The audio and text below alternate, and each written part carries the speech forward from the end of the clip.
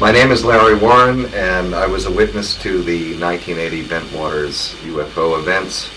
And what we're going to do today is return to the sites in question, the main site of the activity where the big night of events, I should say, took place, and also to see both bases which are now closed and point out key sites.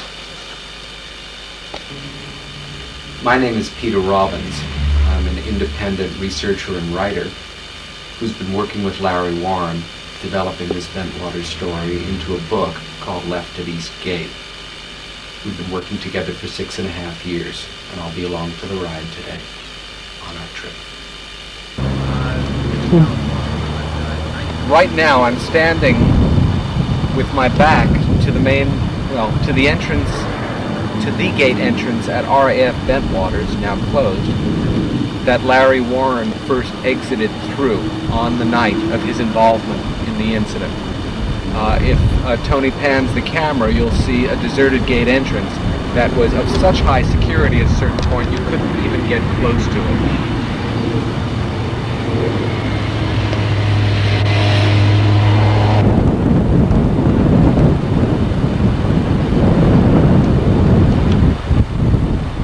We're at the far end of RAF Woodbridge's field, and as you can see, the air base is closed down like Bentwaters too.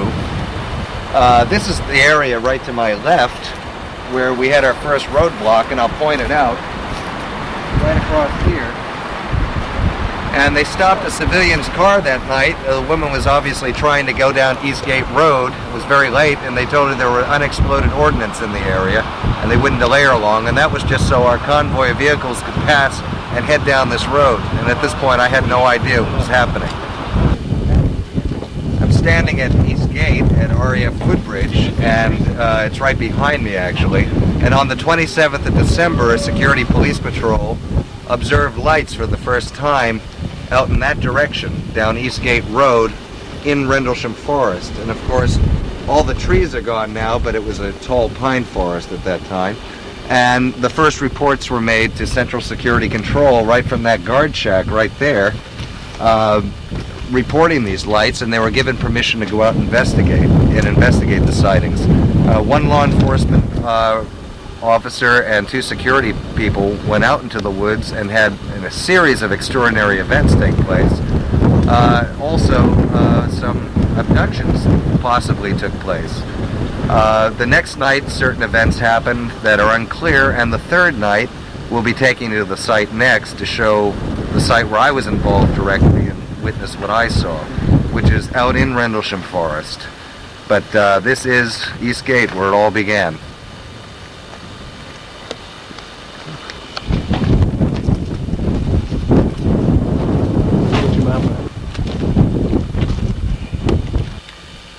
Okay, well, I wrote this a few days ago. I try to leave little markers for anyone who cares in the future. And this is a Forestry Commission sign, and it says, "Walkers are welcome in this wood." And then I wrote UFO 26 to 29 December 1980. You have the right to know the truth, for you folks in England. And for further information, and I added, contact your government. And I wrote a former member of the 81st Security Police, USAF.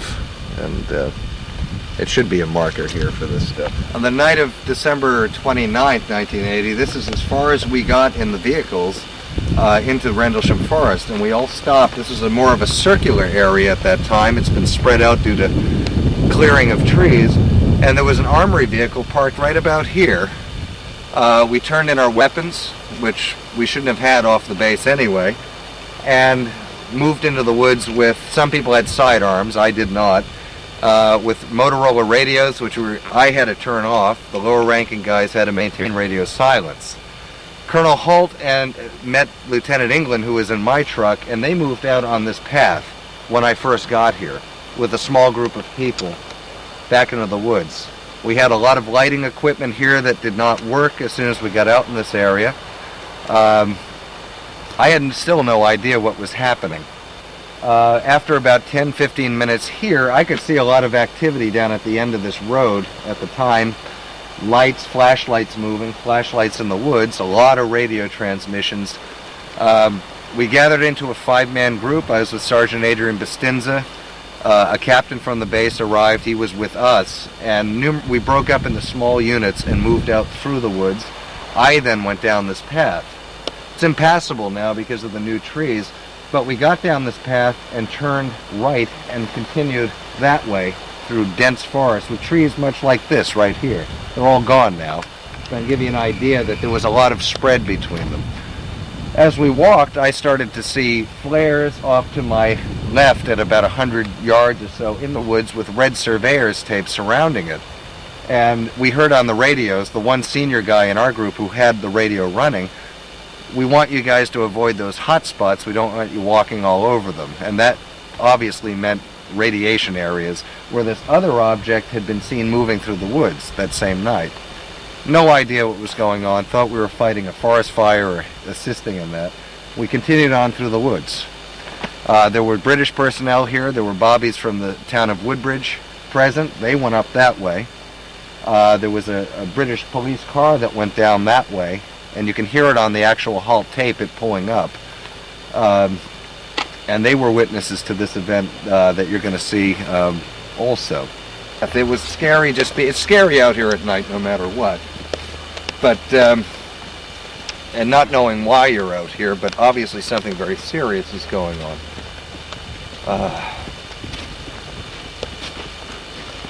My back is to the logging road that we've walked in on, to this area called Capel Green, which was the site of the incident on the third night of incidents for RAF Bentwaters. You folks that are with us right now are the first English UFO researchers who have ever been walked into this area by an eyewitness who was involved in that night. With the exception of myself, our friends the Warnocks, to the best of our knowledge, no one has come back to this area with an awareness of where they were, what happened. Here we go, follow the man. Well, there's a couple things to set up because you've probably read about them, but obviously I didn't make this route coming in. I came in through here. There were tall trees at the time, and this is where I started to see that there was something ahead of me that was very out of the ordinary. Walking through, we kept saying, a buddy of mine next to me, Adrian Bustinza, said, "This is just like what happened to me in Alaska." And I'm like, "What happened to you in Alaska?" I have no idea what this man's talking about. There was an old tree. Here's the stump right here. Literally, Central Casting couldn't make this up. This was a tree in 1980. This is the stump, Peter. We found it again.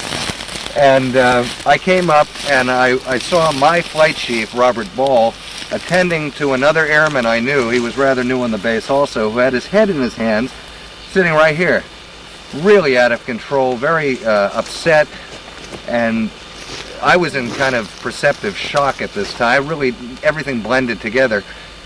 If you turn around, the field was illuminated. This field right over this rise.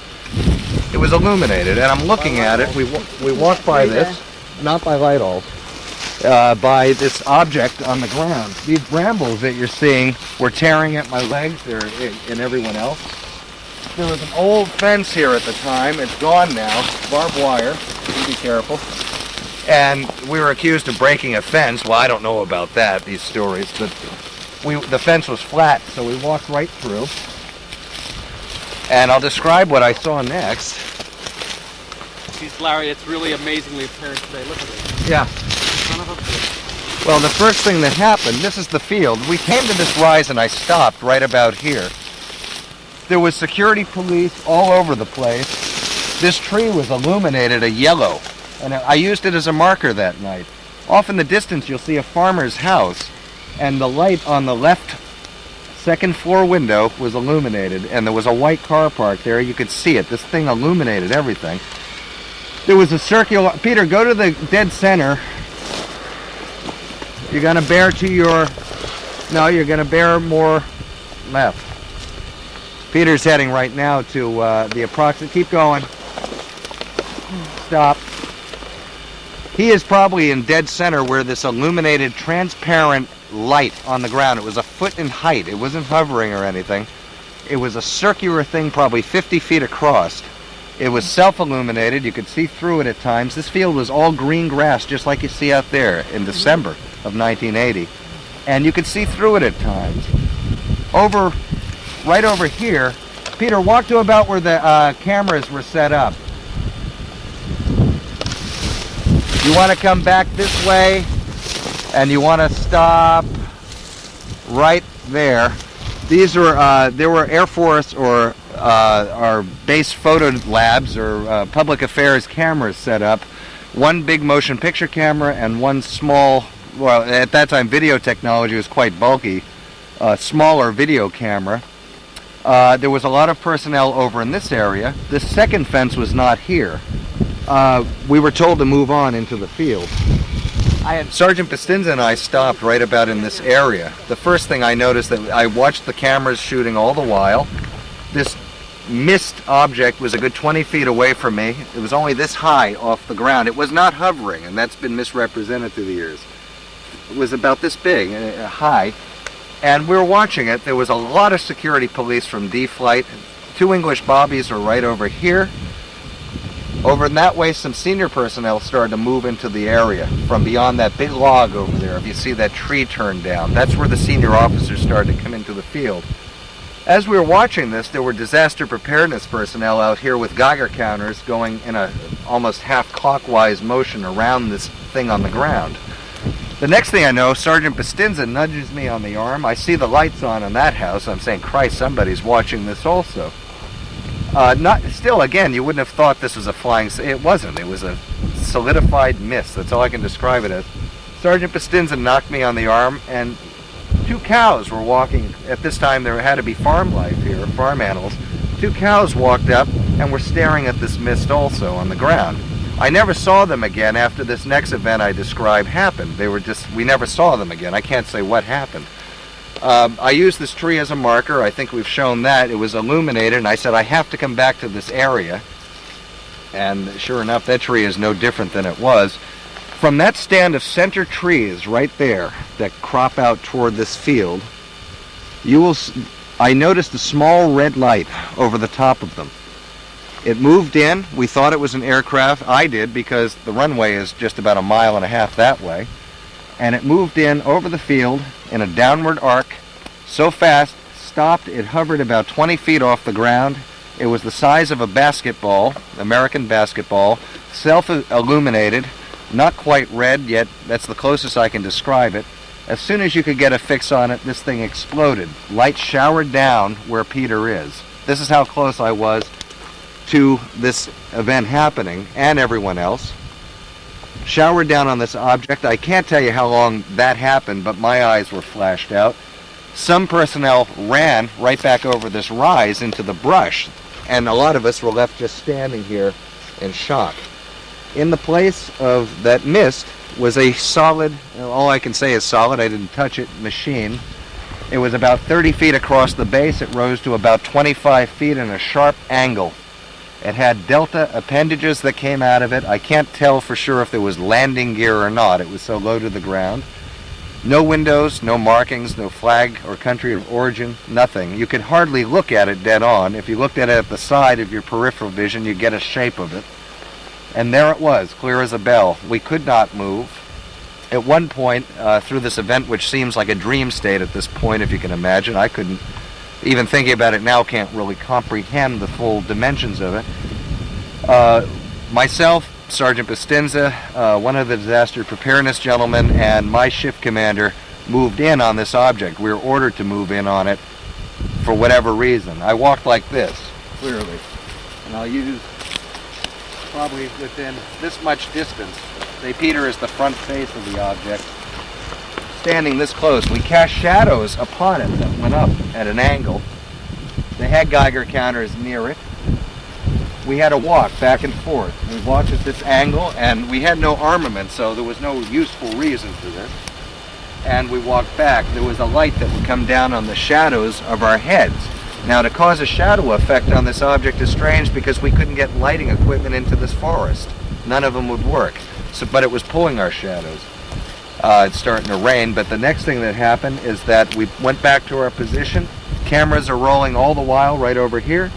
We went to a covered wagon, which is the whole object was surrounded by security police at intervals of about 10 feet between a man all the way around it. There was a lot of personnel out here.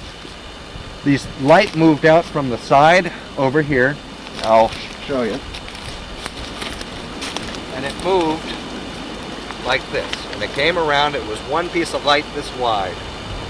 It was about this high off the ground. The light split into 3 individual, not round things, but almost cylinders of light, and then started to dim.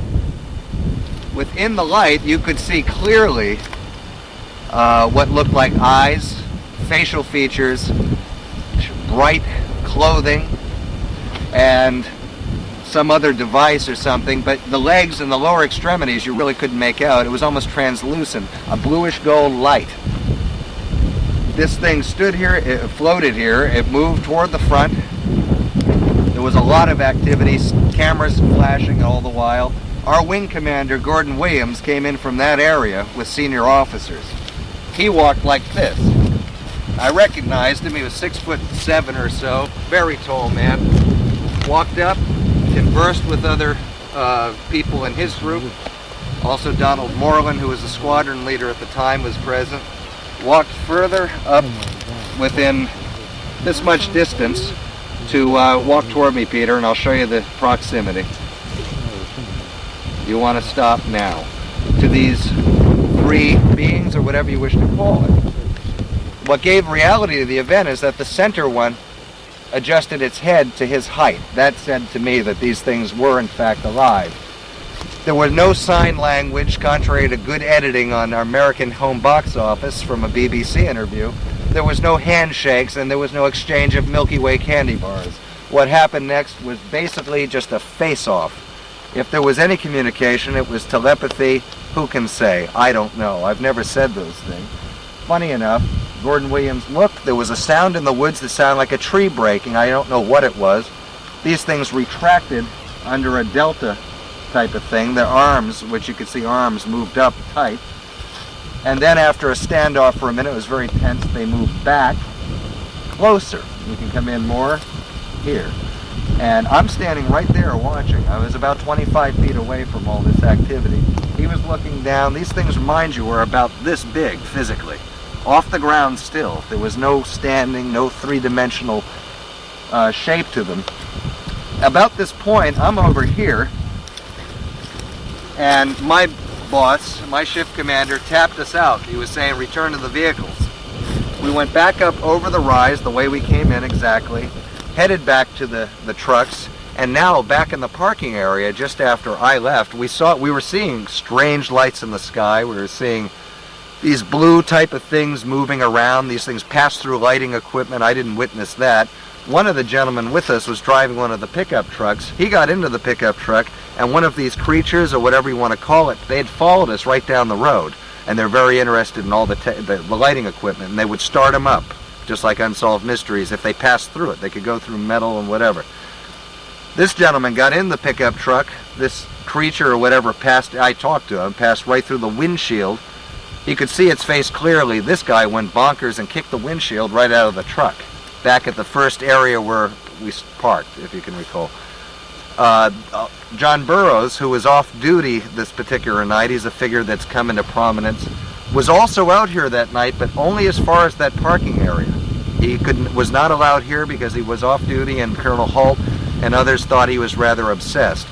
The 2 British bobbies were also taking pictures with one camera, and though it's been said that I and Bustinza retrieved the film from him by orders of Colonel Halt, I had nothing to do with it. I did watch that take place where the cameras were just taken away, and there was a protest and whatever. We found out that these bobbies are no longer police officers in Woodbridge. One has had a severe mental breakdown, one has an alcoholic problem, and has been basically ridiculed off the force. Again, the next thing that happened is that when we left, John Burroughs, after I'd left the area, headed back to Woodbridge, totally screwed up over what I had seen or thought I'd seen. John Burroughs had in front of him and Sergeant Bustinza, who did not return with me, a triangular object much smaller than what I've just described here appear in that parking area. right in the midst of the men returning. John Burroughs was in civilian clothes or whatever. He had gone through the first night of events, and I shouldn't be telling his story, but this is verbatim as he told it to me, and it hasn't been reproduced accurately so far. He literally, if you've heard of someone literally grabbing an object, John Burroughs did so. It grabbed it, it was this small so he could literally reach around it, and it moved 10 meters with him holding on to it. And he suffered severe health effects, no matter what he says, for doing that. It changed the lives of everyone who was involved in these events, and they were quite considerable. We have statements in our book from others, even people right next to me. And I'll just say this is your country, and you have a right to know what happened in this farmer's field in 1980. There's no question about it.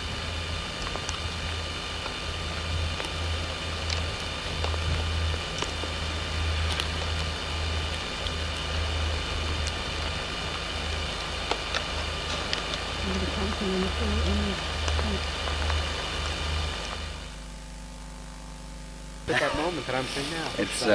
It's a thrill, really, because it's like a release of energy. You can just say, hey, all right. for better, for worse, and there is enough evidence to back it up other than just my mouth flapping. Well, that and was it's good. It's good. It's only 14 years ago, really. Roswell's 1,000. And so it just snapped off at the top. I think partly The because storm did that. I've always considered myself an independent. This was all dirt track. This was this may have been grass, but at that time, I'm sure it was still grass. But where we were was just dirt. They've thrown stone in since the damage, and they have heavy equipment coming down. And this is where all the vehicles came down that night? Well, no, the vehicles that I was in stopped at that first clearing that he Oh, filmed, right. but the staff cars for Gordon Williams, they were at a New Year's Eve party on the base, which they had before New Year's because of different schedules, and he was called out of it to come here. He was in a flight jacket, a flight suit with black maybe tuxedo pants, and his hat with the colonel, full colonel on it. And they came down this far because they came in through right over here, around that tree, out into the site. But in northern England, you know, a lot of the fencing's been replaced too since then. It's very strange. I don't know why we didn't drive down this far. We walked through the woods, but there was so much different activity out here, seen by so many different kinds of things, according to Colonel Halt, that went on. Beams coming down to the ground and everything. The creature or whatever that went through the windshield, at the other end of it, when it came out, a beam shot down to the ground in that first area that I showed you. And according to the witness that described this to me, I didn't see it, it ran right up the beam into something that was dark. They couldn't see it. It just literally went right up it. Sounds like a movie, but too many people saw these things. I don't know. They described it, and it was, no, just dull little lights on it. Yeah. Well, I've heard very similar. I heard an exact description from a guy on Long Island, New York, that happened in 1972 of a red light coming in over a fog on the ground and transforming into this thing, except there were two of them on the end of a street. And that was just last year. This guy told me about it. He didn't know me or anything. And whoa! But it wasn't. I can't say it really was a flying object, because I only saw that red light, and that certainly wasn't what the whole picture was. Very bizarre, and I don't know if the effects of seeing this can affect how your perception is. I'm sure, but it's worth looking into. But then to counterpoint it with Where's Dave? what we're looking at now are the earthen-covered nuclear, well, what we call the weapons storage area. And that is atomic weapons storage area on RAF Bentwaters, the now decommissioned American base. All of the American atomic weapons that were on this base, and that we understand some of still, which were still on this base 6 months ago in October 1993 on our last trip, were stored in those rather innocuous-looking structures. Now, also, if the camera pans slightly to the left, you'll see a low tower over those kind of barn-type structures. That is the WSA Tower, and that is the location from which the UFOs in the 1980 incident that Larry was involved in were first observed.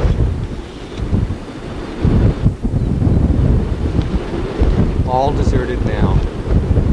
Were you shooting this when the base was open, they would be here already because you would have set off the sensors in the fence.